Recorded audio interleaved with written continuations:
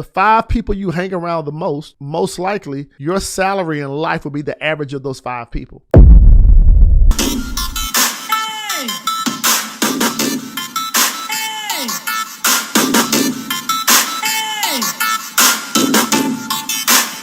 It's important that you get organized with your notes, organize your space. If you're in the library or if you're studying in a study room, organize that space so you can have clarity and you can have focus. I believe that mess and clutter just creates more clutter in the mind. So number 1, organize your study space. Number 2, schedule your study time. Yes, schedule your study time. Now, if you realize that you have a test coming up, do not wait till the last minute to study for a test. You actually want to study for a test all school year long. And I actually give you some more tips here to show you how to study for a test all year long. But listen, you have to plan your study time the same way you plan lunch, dinner, hanging out with your friends, going to the movies, going to a class. Do the same thing with preparing for a test. Prepare and plan, right? Plan your study time. Number 3, make up your own test questions. Yes, make up your own test questions. Now, here's something that I talk about all the time is the 50-50 note-taking rule.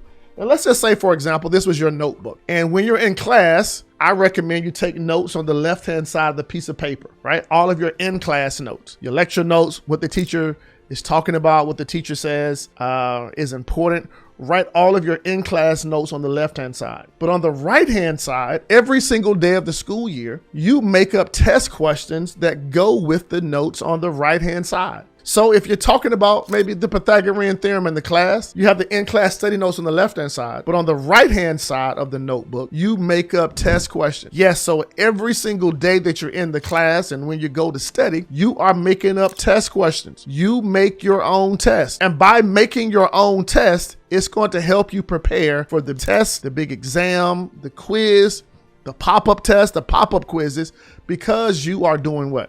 You're preparing for tests and you're taking tests all year long.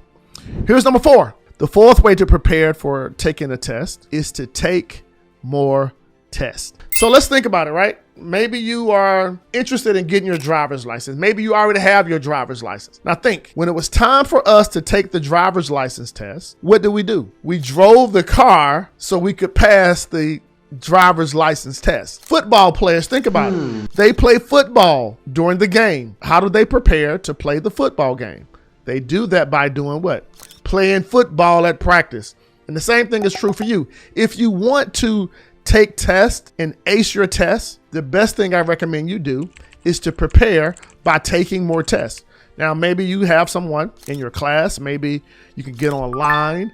Maybe you can go to the library and find a resource that have some tests of, that same subject matter. Taking tests ahead of time prepares you for taking the big test. You get that? Taking tests prepares you for taking the test. So my suggestion number 4 is to take more tests. Number 5, yes, the 5th way to prepare for taking a test is by teaching the subject matter to others. Yes, teaching the subject matters to others. Now, I can sit here in my office space and tell you exactly how to get here. I can tell you what highway to get on, what exit to get off on, where to turn.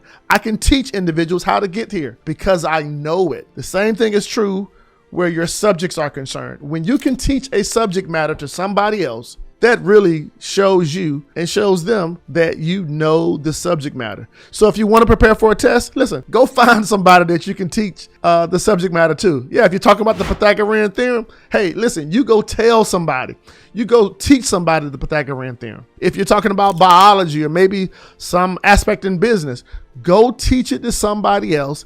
And by teaching it to somebody else, it better helps you prepare for your upcoming test. Number 6. Organize study groups with friends.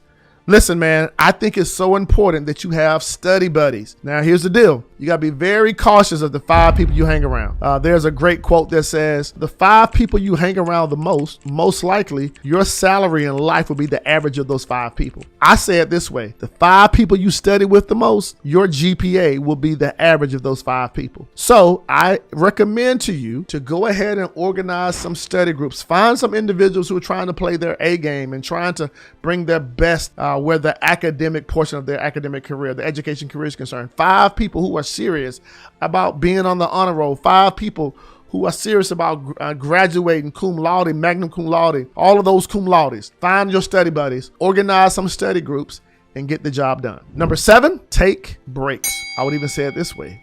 Take rewarding breaks. What do I mean? Listen, reward yourself. It's not helpful for you to go in and cram and study, but I recommend you study and focus in for 50 to 55 minutes, take a break for like 5 to 10 minutes. Or go in and study for 55 minutes, take about 10 minutes to play your favorite video game. Maybe you want to study for 50 to 55 minutes, focus in, go reward yourself and have some ice cream.